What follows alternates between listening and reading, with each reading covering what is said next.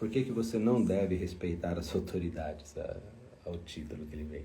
Por que você não deve respeitar as autoridades? O primeiro livro da Bíblia deixa claro o que acontece quando já não se obedece à grande autoridade. 2 pontos. A expulsão do paraíso. As pequenas autoridades, especialistas em várias áreas... Vamos de novo? Dei uma devagada.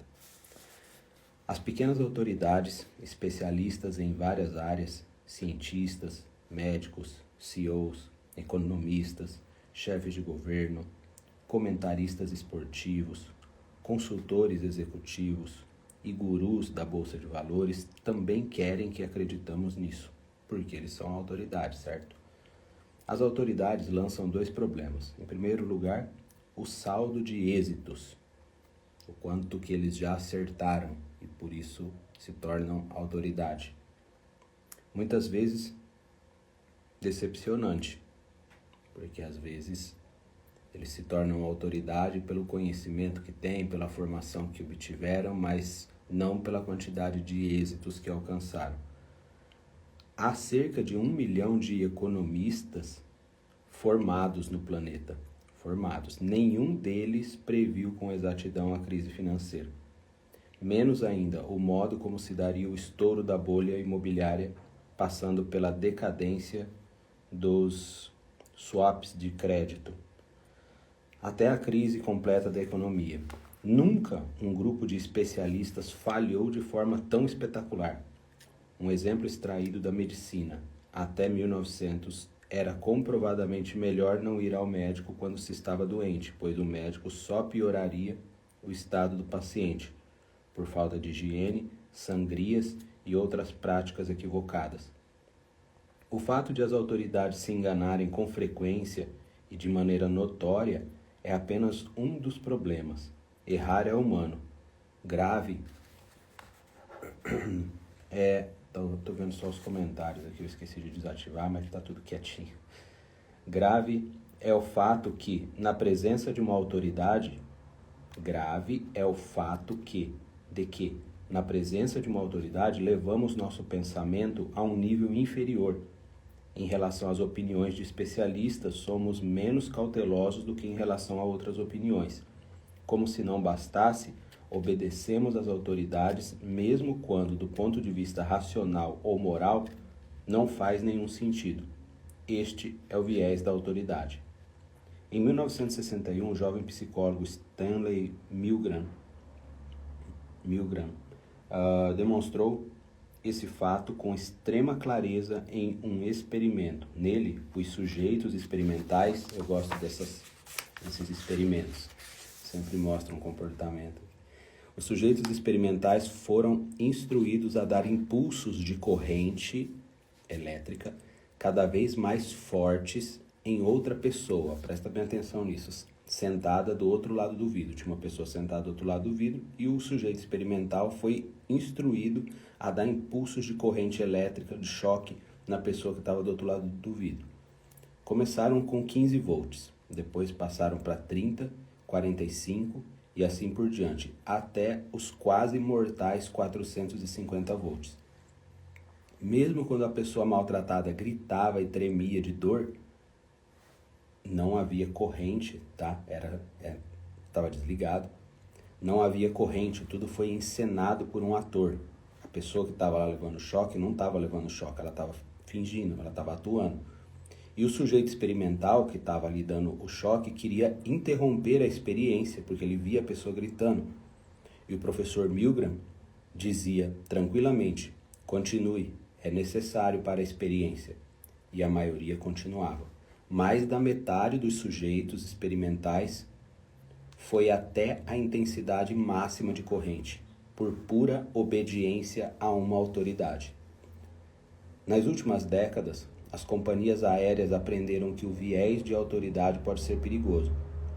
Muitos acidentes provêm do fato de o copiloto, mesmo tendo percebido o erro cometido pelo comandante, não ter ousado notificá-lo por pura confiança em sua autoridade. Há cerca de 15 anos, pilotos de quase todas as companhias aéreas são formados de acordo com o chamado gerenciamento dos recursos da tripulação. Com ele, aprendem a comunicar de maneira rápida e aberta todo tipo de disparates. Em outras palavras, treinam arduamente para se livrarem do viés de autoridade. Tipo assim, eles estão sempre jogando com uma comunicação aberta. Não pode acreditar porque eu sou o piloto, você não deve falar nada. Muitas empresas estão décadas atrasadas em relação às companhias aéreas, especialmente quando o CEO é dominante. É grande o perigo de os colaboradores estarem sujeitos ao viés de autoridade, para grande prejuízo das empresas. Especialistas querem ser reconhecidos, para tanto, precisam mostrar seu status de alguma forma. Médicos e pesquisadores o fazem com seu jaleco branco. Diretores de banco com terno e gravata não têm nenhuma função, são apenas símbolos. Reis usam coroas. No exército existem as insígnias. Na Igreja Católica, os sinais de autoridade são marcados de forma especialmente bela. Hoje ainda existem outros símbolos, convites para talk shows, livros e publicações. Tipo, fulano publicou livro, tantos livros, vendeu tantos livros daquele assunto, se tornou autoridade naquele assunto, todo mundo ouve ele. A cada época, há diferentes autoridades na moda. Ora são sacerdotes, ora reis, guerreiros, papas, filósofos, poetas, estrelas do rock, apresentadores de televisão, fundadores de empresa.com, empresários de hedge funds, presidentes de bancos centrais. Existe, portanto, uma moda de autoridade e a sociedade gosta de segui-la.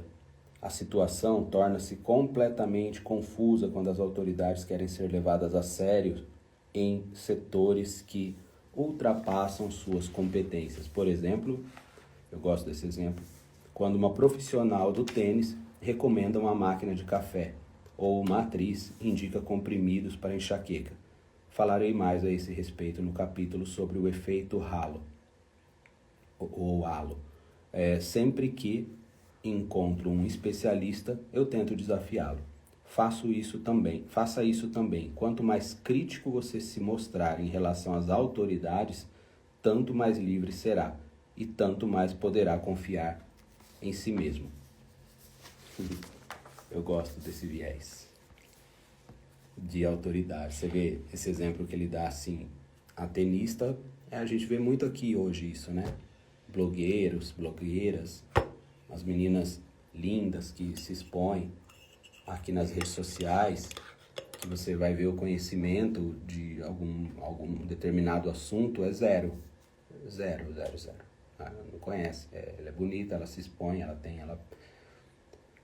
vende a sua imagem, e aí ela consegue tantos seguidores, milhões de seguidores, que ela começa a fazer propaganda e indicar coisas que as pessoas compram porque é ela que está indicando, porque ela tem milhões de seguidores, ou seja, ela se torna autoridade num assunto sem sequer conhecer daquele assunto.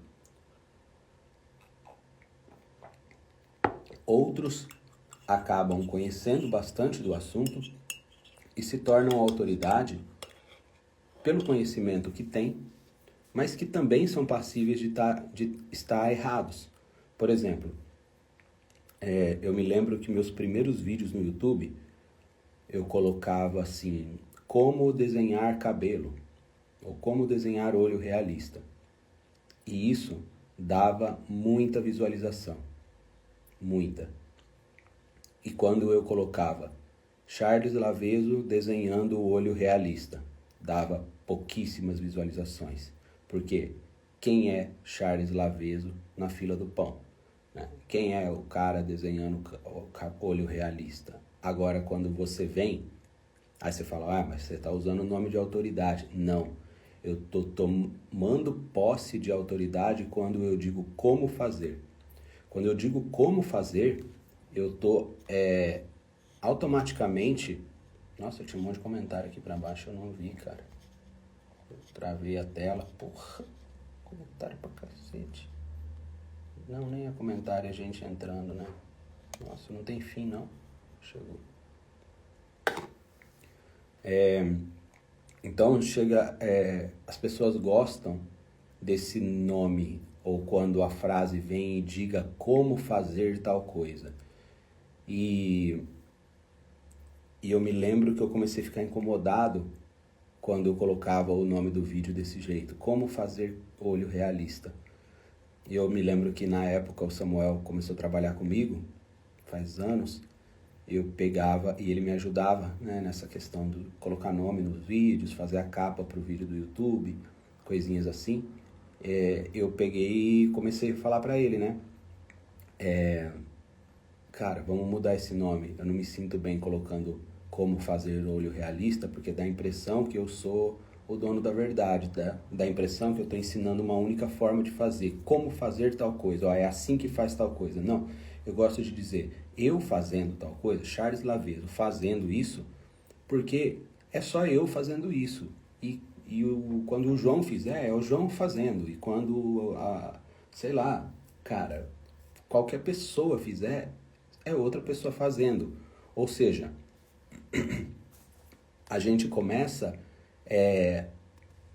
a abrir mão desse conhecimento absoluto ou dessa verdade absoluta, desse pseudo-conhecimento, e se abre para um tipo de compartilhamento mais inclusivo, sabe? Onde as pessoas possam questionar, possam pensar sobre aquilo. Então eu sempre falo assim, olha, eu estou usando o lápis tal, eu estou fazendo desse jeito, mas de repente você consegue esse mesmo resultado usando um outro lápis, fazendo de outro jeito.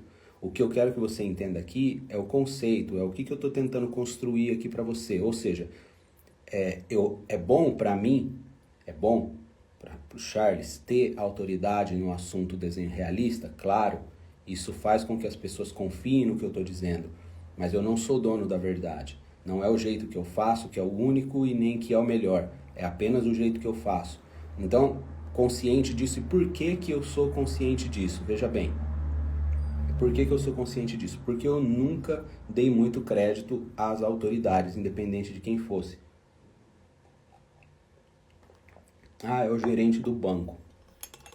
Dentro do banco, eu respeito o gerente do banco na função que ele tem de gerente. Então, ele tem acesso a coisas que eu não tenho, ele, inclusive, a informações que eu dependo dele para poder saber, mas ele, para mim, ele o gerente de banco é apenas um título, né? Não muda ele, não muda quem ele é. Eu me lembro uma vez, eu vou contar essa historinha rapidinha e vou encerrar. Porque quando a gente fala viés de autoridade, a gente pensa que a autoridade é sempre alguém que está em cima, né? Não. Qualquer título que você dá a alguém, você está transformando ou você está identificando aquele alguém com aquele título. Uma vez feito isso, inconscientemente, o alguém deixa de ser alguém e ele toma o título que ele tem.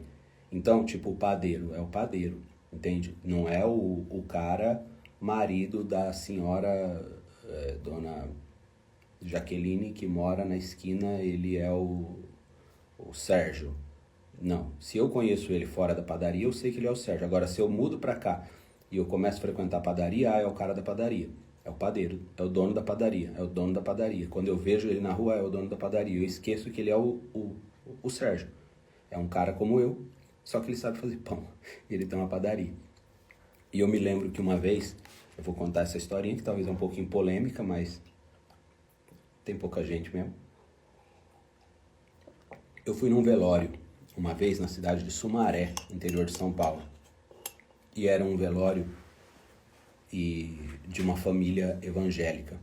As pessoas que estavam ali eram de uma determinada igreja evangélica. E eu fiz amizade com um rapaz que estava ali, né, também no velório. Assim como eu fui com outras pessoas. E no velório fica todo mundo ali esperando da hora do enterro, né? Fica ali conversando ali em volta, tal. Os mais próximos ficam próximos ao caixão ali, chorando, tal. Os mais distantes ficam ali fora conversando, tomando um café e tal. O que aconteceu? Eu conversando com esse rapaz, eu perguntei pra ele se ele era daquela igreja ali que tava rolando o velório, né? Ele falou que sim, que fazia pouco tempo que ele estava indo, mas que ele era daquela igreja e que ele tinha se batizado ali fazia pouco tempo. E que depois que ele se batizou, começou uma guerra. Eu vou usar os termos que ele usou. Começou uma guerra na vida dele. Aí eu me interessei, eu que me interesso por histórias, eu me interessei pela história, né? Eu falei, por quê? O que você quer dizer com isso? Como é? Aí ele pegou e explicou. Ele falou, não, porque agora eu vou na igreja, depois que eu fui na igreja, meus pais em casa, nossa, virou uma guerra comigo, ninguém aceita que eu vou na igreja. Agora tá uma guerra, tá o demônio dividindo minha família. Aí eu me interessei mais ainda pela história, né? Eu falei, mas por quê? O que acontece? Ele falou, porque minha mãe é macumbeira. Meu pai é alcoólatra e viciado em jogo. E jogo de futebol. E agora, antes, nossa, meu pai era meu melhor amigo, minha mãe. Agora eu chego em casa, nossa, meu pai já nem me convida para assistir o jogo, não fala mais nada comigo, olha meio torto para mim. Minha mãe já começa a implicar com a roupa que eu visto, porque eu cheguei àquela hora. E tá uma guerra em casa, é o inimigo e tal. Eu falei, então, veja bem. Eu não lembro o nome dele, tá? Faz muitos anos isso, mas vamos chamar ele de Márcio. Eu falei, veja bem, Márcio, como que era a tua relação antes com teu pai, antes de você ir na igreja? Ele falou, não, era de boa, meu pai era meu amigo, tal, a gente assistia jogo junto, ele é flamenguista, né? Eu também era, e depois que eu fui pra igreja eu parei com esse negócio de futebol, tal, e agora eu não assisto mais. Então, e aí ele fica bravo comigo, tá? Fica bravo, o demônio toma ele assim pra me humilhar.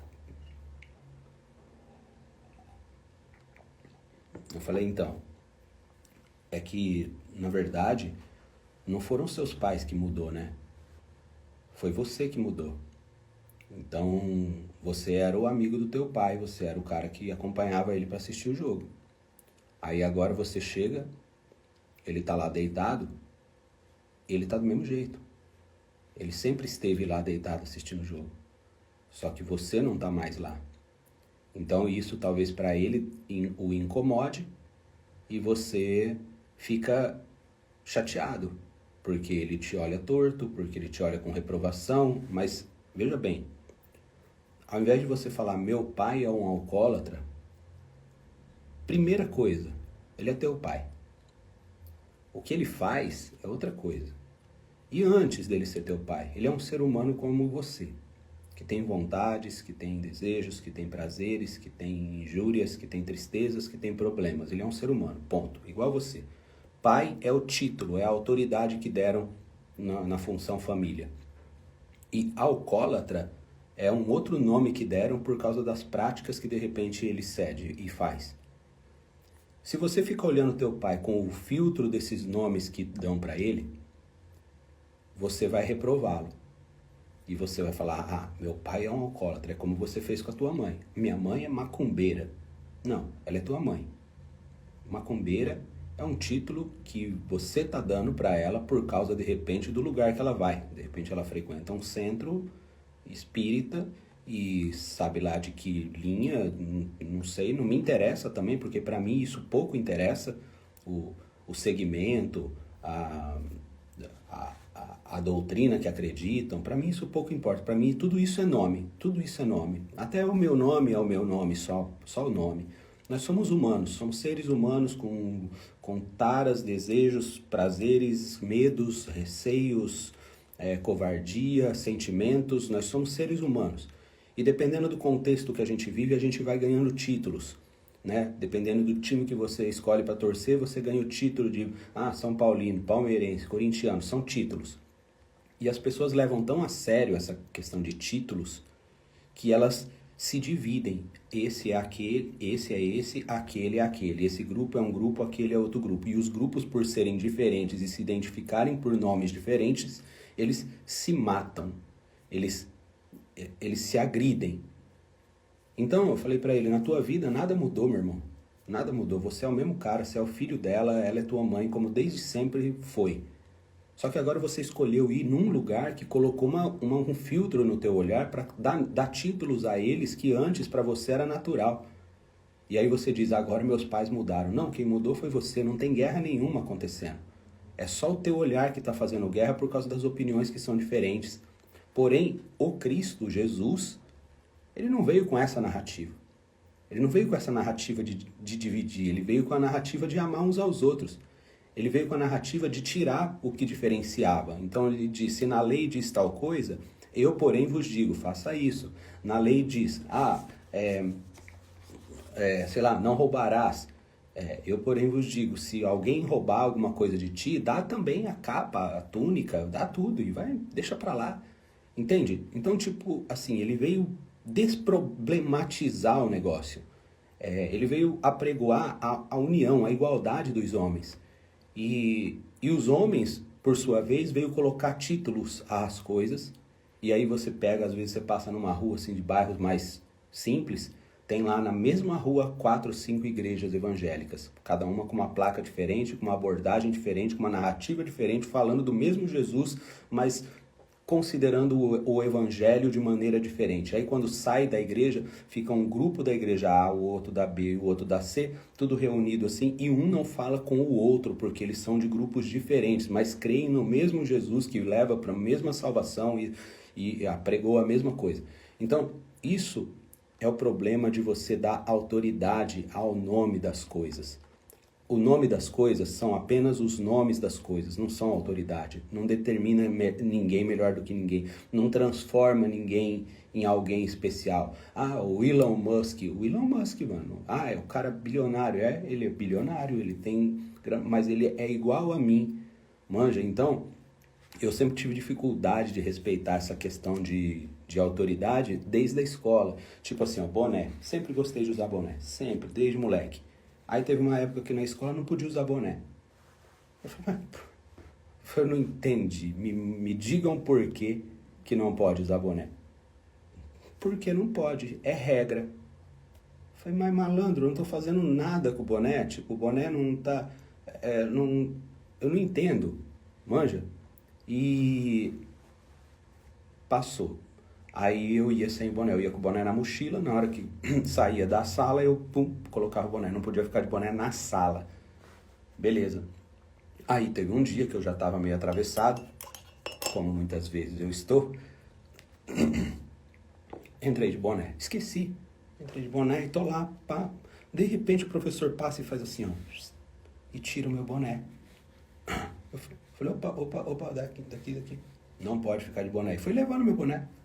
Eu falei, não, daqui. Levantei, fui atrás, ele segurou o boné, ele não queria me dar o boné, malandro. Tipo assim, pra mim aquilo era inacreditável. Né? Eu não tava roubando, não tava batendo ninguém, eu não tava xingando ninguém. Eu tava sentado ali fazendo o meu dever da escola com meu boné na cabeça. E aí eu peguei e insisti, ele me devolveu o boné assim, indignado. E ele falou, se você pôr o boné, eu te convido a ficar fora da sala.